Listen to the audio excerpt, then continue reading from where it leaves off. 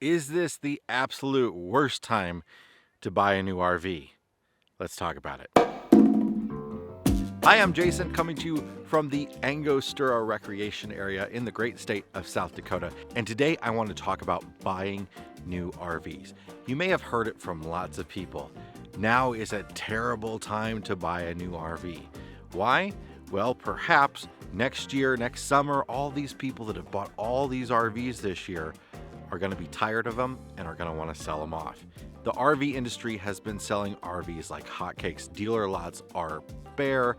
The ones that are there are mostly sold, and manufacturers are way behind in building new models. People that have ordered RVs may be waiting months and months, maybe even past next summer, to get delivery on their new unit, depending on what manufacturer they bought it from. So, should you buy an RV right now? Well, let's first talk about this idea that there's going to be a bunch of gently used RVs on the market next summer. I'm not so sure. I think fear over COVID, over hotel rooms, over airline travel is definitely going to linger into next year and beyond. And the RV industry is counting on that too. The RV industry is planning on the fact that next year will be their best-selling year ever, better than this year. And I don't think that people will be so ready to just ditch RV travel for going back to air travel and road trip and hotel travel without bringing their own RV with them, especially if they've already bought it and they already own it. Another thing, though, is that all of these people that have bought new RVs are underwater on their loans. It's going to be really hard to sell them. That's not anything against the RV industry, but anytime you buy a car or a truck or an RV and you buy it new, you're going to be underwater on it for a while, meaning you owe more money on the loan that you can sell it for. So that's going to be a big challenge. If somebody just bought a $60,000 RV and they can only sell it for, let's say, $48,000, are they going to want to pony up the 10 grand that they may still owe on it just to get rid of it? It's doubtful. The other thing is, even if there is a big surplus of used RVs next year or the year after or 5 years down the road, the idea is that that flooded market will naturally cause cheaper prices.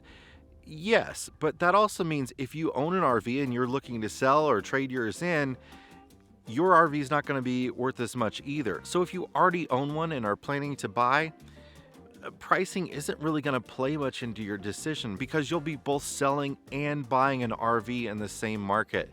And wherever prices are, it's going to come out in a wash because that's the way markets work.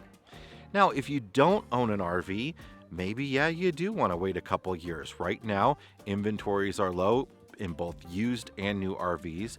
Dealerships aren't willing to make that many deals right now because why? Somebody else will come along and buy it. But that said, do you want to wait?